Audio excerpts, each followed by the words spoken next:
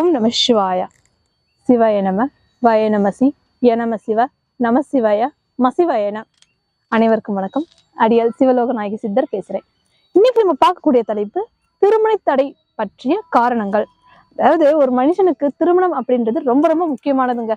ஒருத்தர் ஜனிக்கிறதுல இருந்து மரணிக்கிறது வரை திருமணம் அப்படின்றது மறக்க முடியாத காரணம் இல்லையா? சோ அந்த திருமணம் அப்படின்றது தடைபட்டு போகுது. அது எதனால தடைபட்டு போகுது, அதை பத்தின காரணத்தை இந்த வீடியோவில் நம்ம பார்க்க போறோம்.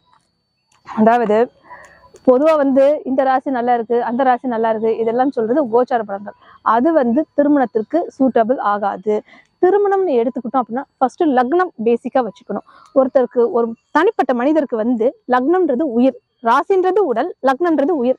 நான் ஏற்கனவே சொன்ன மாதிரி லக்னம் தான் 65% பேசும், மிச்சம் 35% தான் ராசின்றது பேசும். இந்த திருமணத்தின்றது சுயமா நம்ம பார்க்கறது இல்லையா? சோ இந்த ஒருத்தருக்கு தனுசு லக்னம்னு எடுத்துக்குவோம். ஃபார் எக்ஸாம்பிள் தனுசு லக்னம். அந்த தனுசு லக்னம்க்கு லக்னாதிபதி யாரு? குரு பகவான். அந்த குரு பகவான் நீச்சமாகாம இருக்கணும். அந்த நீச்சமாகாம இருந்து அதுல இருந்து நேரா 2வது ஸ்தானத்தை பார்க்கணும். லக்னத்துல இருந்து 2வது ஸ்தானமாகிய குடும்பஸ்தானம் வலுப்பெற்று இருக்கணும். அந்த பாவ கிரகங்களாகிய கேது, ராகு, செவ்வாய், சனி இந்த மாதிரி கிரகங்கள் இருக்கக்கூடாது. அதே மாதிரி லக்னத்துல இருந்து 7வது இடமாகிய கலத்திரஸ்தானத்தை பார்க்க வேண்டும். அதாவது கலத்திரஸ்தானம் என்பது ஆண் ஜாதகமாக இருந்தால் பெண்ணையும், பெண் ஜாதகமாக இருந்தால் ஆணையும் குறிக்கக்கூடிய ஸ்தானம் கலத்திரஸ்தானம் சொல்றாங்க. அந்த கலத்திரஸ்தானம் சுத்தமா இருக்கணும். ஒருவேளை அந்த ஸ்தானத்துல ராகு, கேது, செவ்வாய், சனி இந்த மாதிரி ஏதாவது பாவ கிரகங்கள் இருந்துச்சு அப்படின்னா திருமணம் விரைவில் நடைபெறாது. அது போக 9வது ஸ்தானமாகிய பாக்கியஸ்தானமும் சுத்தமா இருக்கணும். அதே மாதிரி 12வது ஸ்தானமாகிய விரயஸ்தானத்திலையும் எந்த ஒரு பாவ கிரகங்களும் இருக்கக்கூடாது. இந்த மாதிரி இந்த 4 ஸ்தானங்கள் கரெக்டா இருந்தா மட்டும்தான் திருமணம் விரைவில் கைகூடும். அப்படி இல்லைன்னா ஏதாவது ஒரு காரணத்தால திருமணம் தடைபட்டே போகும் தவிர விரைவில் கைகூடாது. அது மட்டும் இல்லாமல் அப்படியே திருமணம் கைகூடி வந்தாலும் தவறாக மனம் முடியும் தவிர அது ரொம்ப நாள் நினைச்சு நிற்காது. ஸோ ஃபர்ஸ்ட் நம்ம லக்னத்தை எடுத்துக்கலாம். லக்னம் தனுசு லக்னம்னு சொன்னேன். அந்த லக்னாதிபதி நீச்சம் பெற்றிருக்க கூடாது. லக்னாதிபதி யாரு? தனுசு லக்னத்துக்கு அதிபதி குரு பகவான். அந்த குரு பகவான் தனுசுலேயே ஆட்சியா இருக்கலாம், இல்ல மீனத்தில் இருக்கலாம் ஆட்சியா. ஒருவேளை மகரத்தில் நீச்சமா இருந்தா சுப பலன்களை தர மாட்டார். இதே இது மற்ற கிரகங்கள் குரு பார்வை இருக்கணும். 9வது இடமாகிய பாக்கியஸ்தானத்துல இருக்கலாம், இல்லது 11வது ஸ்தானமாகிய லாபஸ்தானத்திலையும் இருக்கலாம். ஆனால் நீச்சம் பெறக்கூடாது. ராகு கேதுவின் பார்வை அதன் மேல் படக்கூடாது. அப்படி இருந்துச்சுன்னா திருமண தடை கண்டிப்பாக ஏற்படும். அதே மாதிரி லக்னத்திலிருந்து 2, 4, 7, 8, 12 இந்த ஸ்தானங்கள்ல செவ்வாய் பகவான் இருக்கக்கூடாது. அப்படி அந்த செவ்வாய் பகவான் இருந்தாலோ, அந்த செவ்வாய் பகவானுக்கு ராகு கேதுவின் பார்வை விழுந்தாலோ அது கலத்திர தோஷம்னு சொல்றாங்க. அந்த தோஷம் இருக்கிறதுனால திருமணம் தடைபட்டே போகும். அப்படி இல்லை விவாகரத்தில் போய் முடியும். இது அதே மாதிரி லக்னத்திலிருந்து 7வது இடமாகிய கலத்திரஸ்தானம்ன்றது ரொம்ப முக்கியமான ஸ்தானம். இந்த திருமணத்திற்கு கலத்திரஸ்தானம் தான் மெயின். அந்த ஸ்தானத்துல ராகு கேது இருந்தால் திருமணம்ன்றது கை கூடாது. லக்னத்துல ராகு இருந்தா கலத்திரத்துல கேது இருப்பாங்க. இதே லக்னத்துல கேது இருந்தா கலத்திரத்துல ராகு இருப்பாங்க. ராகுல இருந்து கரெக்டா எண்ணி பார்த்தா 7வது ஸ்தானத்துல கேதுவும், கேதுல இருந்து கரெக்டா 7வது ஸ்தானத்துல ராகுவும் இருப்பாங்க. ராகு கேது சேர்ந்து இருக்க மாட்டாங்க. இது மட்டும் ஒரு ஃபர்ஸ்ட் பேசிக்கா நம்ம எடுத்துக்கலாம். ஆனா அது போக கலத்திர ஸ்தானத்தை போக 8வது ஸ்தானமாகிய ஆயுள் ஸ்தானத்திலும் பாவ கிரகங்கள் இருக்கக்கூடாது. 12வது ஸ்தானமாகிய விரயஸ்தானத்திலும் இருக்கக்கூடாது. 12வது ஸ்தானம்ன்றது விரயஸ்தானம். ஒரு கட்டம் வரைக்கும் இருக்கும், அதுக்கப்புறமா அது பிரிஞ்சிருவாங்க. ஸோ எத்தனை பேருக்கு டிவோர்ஸ் ஆகுது? அதெல்லாம் 12வது ராசியா இருக்கிறது தாங்க. இந்த 12வது ஸ்தானமாகிய விரயஸ்தானத்தில் பாவ கிரகங்கள் இருந்தா அந்த திருமணம் நிலைச்சு நிற்காது. ஸோ இது எதனால இந்த மாதிரி ராகு கேது தான் முக்கிய காரணங்கள். சரியா? ஸோ இந்த ராகு கேது ஃபர்ஸ்ட் ரிலீஃப் பண்ணணும். அதே மாதிரி செவ்வாய் சனி சேர்க்கை இருக்கக்கூடாது. லக்னாதிபதி 6, 8, 12 மறையக்கூடாது.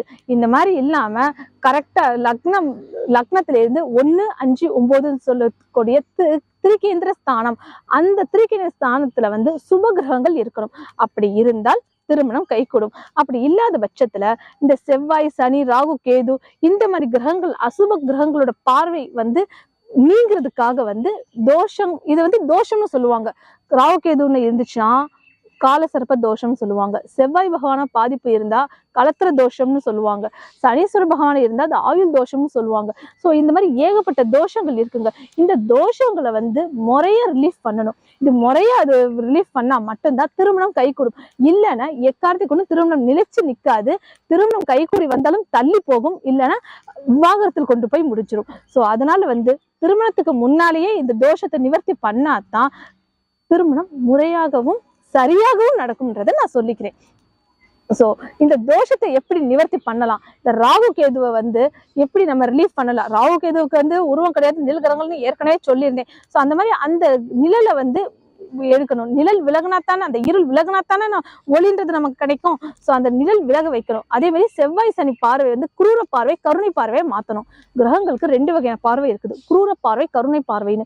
குரூரமா பாக்குறதுனாலதான் வந்து நமக்கு இந்த மாதிரி தோஷங்கள் சாபங்கள் இந்த மாதிரிலாம் ஏற்படுது. இது வந்து முன்னோர்களை பேஸ் பண்ணி வைக்கிறது, பஞ்சமகா பாதங்கள்னு சொல்லுவாங்க, அதை பேஸ் பண்ணி வர்றது. சோ இந்த குரூர பார்வையில இருந்து கருணை பார்வையை மாத்தணும். அதுக்கு ஒரு சில பரிகாரங்கள் செஞ்சுதான் ஆகணும். தோஷம்னு ஒண்ணு இருந்தா யோகம்னு ஒண்ணு இருக்கத்தான் செய்யும். அது நம்ம தான் முறையா செய்யணும். அந்த தோஷத்தை எப்படி நிவர்த்தி பண்றது, அந்த தோஷத்துக்கான பரிகாரங்கள் என்ன, ராகு கேதுக்கான பரிகாரங்கள் என்ன, செவ்வாய்க்குரிய பரிகாரங்கள் என்ன, சனீஸ்வரனுக்குரிய பரிகாரங்கள் என்ன, இதுக்கான எல்லா பரிகாரத்தையும் சிவகுருநாத சித்த சுவாமிகள் விளக்கம் அளிப்பார். இப்பொழுது திருமண தடை பற்றிய காரணத்தை நான் கூறினேன். ஆனால் இப்ப சிவகுருநாத நமசிவாய சுவாமிகள் வந்து இந்த தோஷத்துக்கான விளக்கத்தை அளிப்பார். இந்த தோஷம் எப்படி பரிகாரம் செய்வது அப்படின்றது விளக்கத்தை குருநாதர் அளிப்பார். குருநாதரை இப்போது சந்திக்கலாம். வணக்கம் குருஜி. ஓம் நமச்சிவாய. குருஜி, திருமண தடை பற்றிய காரணங்கள் அப்படின்ற இந்த வீடியோல வந்து நிறைய பேர் ஏகப்பட்ட டவுட்ஸ் கேட்டுட்டு இருக்காங்க. அதுக்கான காரணத்தை நான் சொல்லிட்டேன். ஆனா அந்த தோஷத்தை வந்து எப்படி நிவர்த்தி பண்றது, அந்த திருமணத்தை எப்படி கை கூட வைக்கிறது அப்படின்றதுக்கு விளக்கத்தை நீங்க சொல்லுங்க குருஜி. ஓம் நமச்சிவாய. வணக்கம் நமச்சிவாயம். என்னாருடைய சிவனையை போற்றி, எந்நாட்டவருக்கும் இறைவா போற்றி. சடையாய் எனுமால் சரணி எனுமால் விடையாய் எனுமால் வருவா வலுமால் மதையார் குவளை மலரும் மருகள் உடையாய் இதகமோ உள்மொழிவே என்னும் தேவார பதிகத்தினுடைய அருக்கடாச்ச சக்தி திருமணத்திற்கான தேவார பதிகத்தினுடைய அடியை தொடங்கி ஆன்மீக பக்தர்களுக்கும் ஆன்மீக அன்பர்களுக்காகவும் தோஷ பரிகார நிவர்த்தியினுடைய விளக்கத்தை எளிமையாக சொல்ல கடமைப்பட்டிருக்கிறேன். பல ஆன்மீக பக்தர்கள் தோஷ நிவர்த்தி என்று ஒவ்வொருவரும் ஒவ்வொரு வகையாக சொல்கிறார்களே, இது உண்மைதானா, இது போலிதானா, இல்லை பொய்யா என்று பல சந்தேகங்களுடன் பல மாதிரி ஆன்மீக பக்தர்கள் கேட்கிறார்கள். கண்டிப்பாக நன்மை என்று இருந்தால் ஒரு தீமை ஒன்று உடனே நம்மை வந்து கொண்டே இருக்கும். தீமை வரும்போது தீமையே வந்து கொண்டிருக்கிறாது. அதற்கு உண்டான நன்மையையும் நமக்கு கிடைக்கும் ஆற்றலை நாம் தெய்வத்தினுடைய அனுகிரகத்தாலும் நம்மளுடைய ஒழுக்கமான நடவடிக்கையாலும் அதை நம்மால் பெற முடியும். தோஷம் என்பது பல பேர் கேட்டுக்கொண்டிருக்கிறார். தோஷம் என்றால் என்னவென்று எங்களுக்கு ஒரு சாதாரண மக்களுக்கு புரியும் அளவுக்கு சொல்ல வேண்டும் என்று பல ஆயிரக்கணக்கான ஆன்மீக பக்தர்கள் பல பல ஆன்மீகவாதிகளும் கேட்டுக்கொண்டிருக்கிறார்கள். சுருக்கமாக சொல்ல போனால் இப்பொழுது நாம் ஒரு விளக்கை ஏற்றி வைத்திருக்கிறோம். அந்த விளக்கிற்கு முன்னால் நாம் ஒரு திரையை போட்டுவிட்டால் அந்த பக்கம் உள்ள விளக்கினுடைய வெளிச்சம் நமக்கு தெரியாது. அதே போல் அந்த திரையை விளக்கினால்தான் நாம் எதிரே நின்று விளக்கை பார்க்கும் பொழுது அந்த விளக்கினுடைய வெளிச்சம் தெரியும். ஆகவே அந்த திரை என்னும் ஒரு தோஷத்தை நிவர்த்தி பண்ணும் போது நாம் ஒரு எரியக்கூடிய தெய்வத்தின் ஆற்றலை விளக்கினுடைய சக்தியை, அந்த ஒளியினுடைய சக்தியை நாம் காண முடிகிறது. அதுபோல் இப்பொழுது மழை வருகிறது. நாம் நினையாமல் நம் உடம்பு நினையாமல் வீடு போய் சேர வேண்டும். அதற்கு என்ன செய்வது? ஒரு குடையை பிடிக்கிறோம். குடையை பிடித்து கொண்டு நாம் நினையாமல் வீடு போய் நல்லபடியான முறையில சேர்ந்து விடுகிறோம். அதே போல் குடையை பிடித்தால் நாம் மலையில இணையாமல் செல்வது போல் இந்த தோஷத்தை நிவர்த்தி செய்தால் நம் வாழ்க்கையில் எந்த ஒரு மனக்கசப்பும் இல்லாமல் நம்முடைய வாழ்க்கை நல்லபடியான முறையிலே ஒரு ஆன்மீகமான முறையிலே ஒரு வலிமையான முறையிலே செல்லும் என்பது தத்துவம். அதே போல் ஒரு எலக்ட்ரிக் வேலை செய்பவர் ஒரு எலக்ட்ரிக் வேலை செய்து கொண்டிருக்கிறார். கரண்டிலே வேலை செய்யும் பொழுது அவர் கையிலே கையுறை அணிந்து கொள்கிறார். கையுறை அணிந்து கொள்ளும் பொழுது அது எலக்ட்ரிக் ஷாக் அடித்தாலும் நமக்கு அதை வேலை செய்வதற்கு அந்த பாதிப்பு ஏற்படுவதில்லை. அதுபோன்று நாம் எப்படி எலக்ட்ரிக் வேலை செய்பவர் அந்த கரண்டினுடைய ஆபத்திலிருந்து தப்பிப்பதற்கு கையுறை அணிந்து வேலை செய்கிறாரோ, அதுபோல் நாம் செய்யக்கூடிய தோஷ பரிகார நிவர்த்தி என்பது நமக்கு வரும் அந்த ஆபத்தை அந்த பிரச்சனைகளிலிருந்து நம்மை காத்து நம்மளை வழிமாற்றத்தை செய்து ஒரு அருக்கடாச்ச வழியிலே நம்மளை கொண்டு செலுத்தும். ஆகவே தோஷ நிவர்த்தி என்பது மக்கள் அனைவருக்கும் எளிமையானவருக்கும் புரியும்படி சிறிய விளக்கங்களை நான் சொல்லி இருக்கிறேன். மற்றபடி ஜாதக ரீதியாக தோஷம் என்பது என்னுடைய அடியனுடைய சீடர் சர்க்குரு நாயகி சிவலோக நாயகி சாமிகள் சொன்னது போல் ஒவ்வொரு தோஷமும் கண்டிப்பாக ஜாதக ரீதியாக முறையாக ஜாதகம் சரியான முறை எழுதி அதை நாம் தேவப்பிரசன்னம் போடும்போது அதை கணிக்கும் போது அனைத்து தோஷ பிரச்சனைகளும் அதில் உள்ள நன்மை தீமை தெரிந்துவிடும். அப்படி தெரியும் போது அதில் பிரச்சனை இருக்கு. இன்றைய காலகட்டத்திலே ஆண்களுக்கு பெண் வரன் கிடைப்பதும் பெண்களுக்கு ஆண் வரன் கிடைப்பதும் மிகவும் அரிதாக இருக்கிறது. ஆணுக்கு ஒரு தகுதி இருந்தும் 40 வயது 35 வயது 50 வயது கூட திருமணம் செய்யாமல் பெண் அதற்கு ஒரு ஆண் நல்ல திறமையாகவும் நல்ல ஆற்றலாகவும் இருக்கும் ஆணுக்கு ஒரு நல்ல அதற்கு அமைப்பார் போல் பெண் கிடைப்பது சிரமமாக இருக்கிறது.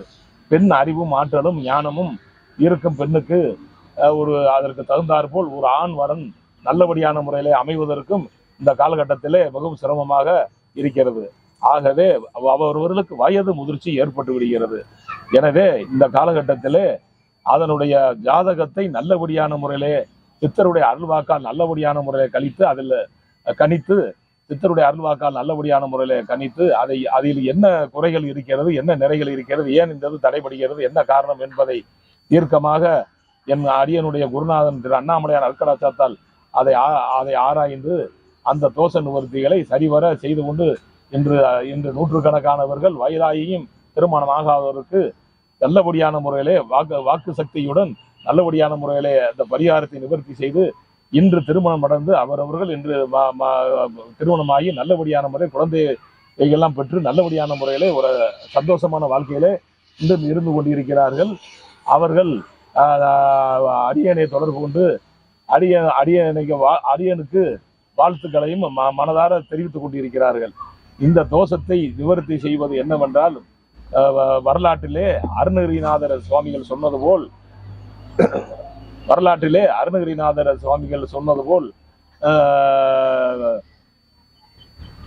ஓடிக்கிட்டு இருக்கா இல்ல நீங்க கட் பண்ணுங்க, திருப்பி அதுல ஜாயின் பண்ணுங்க.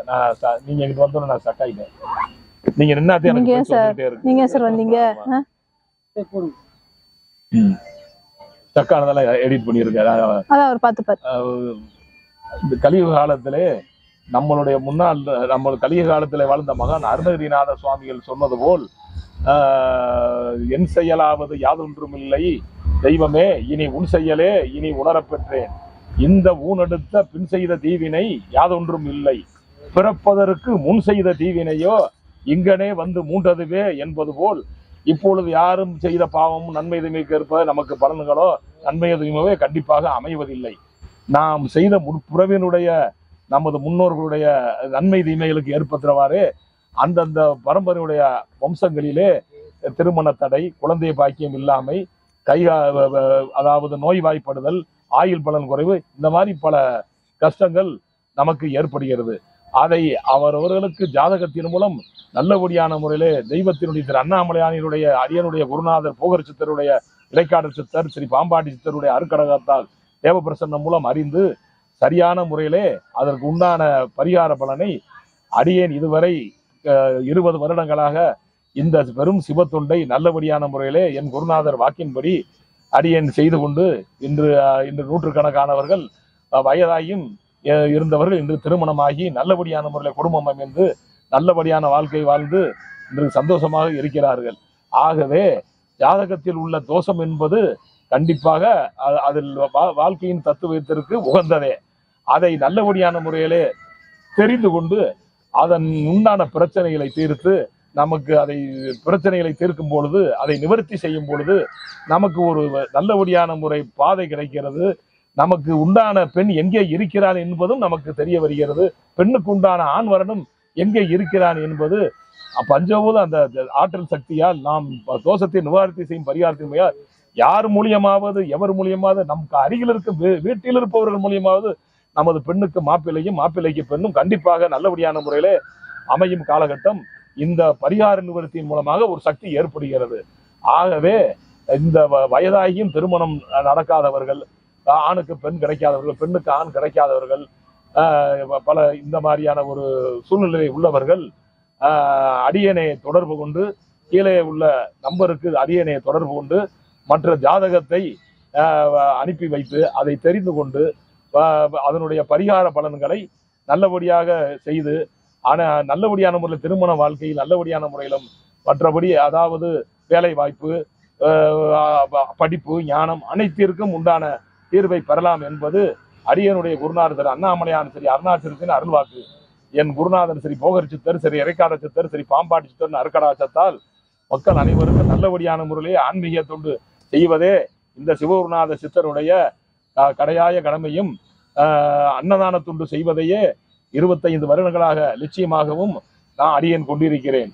அன்னதான தொண்டை பசியின்றி வருபவர்களுக்கு அன்னதானமே மிகச் சிறந்தது என்று என் குருநாதருக்கு குருநாதராய் வழங்கிய திருவண்ணாமலையிலே ஜீவமுக்தியாய் குடியுண்டுள்ள ஸ்ரீ விருப்பாட்சி சித்தரும் ஸ்ரீ மகா யோகி காட்டு சிவா சித்தரும் ஸ்ரீ குகை நமச்சிவாயம் சுவாமிகளும் ஸ்ரீ ஈசானிய ஞானதேசிவர சுவாமிகளும் இன்னும் பல அடியனுடைய குருநாதரை திகழக்கூடியவர்களுடைய அருக்கராசத்தால் அன்னதான தொண்டே சிறந்தது, சிவத்துண்டே சிறந்தது. பக்தி பெருகட்டும், அமைதி பெருகட்டும், உழைப்பு பெருகட்டும் என்று குருநாதர் சொன்னது போல் மக்கள் அனைவரும் நோய் நொடி இல்லாமல் இந்த தேசத்திற்கான நன்மைகளை செய்தும் தன் குடும்பத்திற்கான நன்மைகளுக்காக உழைத்தும் நல்லபடியான முறையிலே அவரவர் திறமைக்கு என்ன இருக்கிறதோ அந்த அடிப்படையிலேயே நல்லபடியான முறையிலே இருந்து சிறந்து விளங்கி ஆன்மீக பக்தியுடன் குடும்ப வாழ்க்கையிலே சிறப்பாக இருக்க வேண்டும் என்பதே சித்தர் சிவகுருநாதரினுடைய நமச்சிவாய சுவாமியினுடைய தலையாய கடமை. அதை 25 வருடங்களாக மிகவும் பக்தியோடும் மிகவும் என் குருநாதருடைய அருள்வாக்கோடும் செய்து கொண்டிருக்கிறேன். ஓம் நமச்சிவாயா. திருச்சிற்றம்பலம், திருநீலகண்டம், தில்லை சிதம்பரம். ஓம் நமச்சிவாயா. இந்த நேர்களே, இன்னைக்கு குருநாதர் கொடுத்த விளக்கம் அனைவருக்கும் பயனுள்ளதா இருக்கும்னு நாங்க எல்லாரும் நம்புறோம். இதை பத்தி வேற ஏதாவது விளக்கம் தேவைப்பட்டுச்சு அப்படின்னா ஸ்கிரீன்ல தெரியல இந்த நம்பருக்கு கால் பண்ணீங்கன்னா உங்களுக்கு தேவையான விளக்கத்தை பெற்றுக்கொள்ளலாம். குருநாதர் இந்த மாதிரி ஏகப்பட்ட பரிகாரம் செஞ்சு எல்லாருக்கும் நல்ல வரன் கழித்து மன வாழ்க்கை நல்லவராக அமைவதற்கு வல்லவர் என்பதை தெரிவித்துக் கொள்கிறேன். வேற ஏதாவது டீடைல்ஸ் தேவைப்பட்டுச்சு அப்படின்னா ஸ்கிரீன்ல தெரிய நம்பருக்கு கால் பண்ணுங்க, தேவையான விளக்கத்தை பெற்றுக்கொள்ளலாம். இப்படிக்கு சிவலோக நாயகி சித்தர். ஓம் நம சிவாய. சிவாய நம. ஓம்.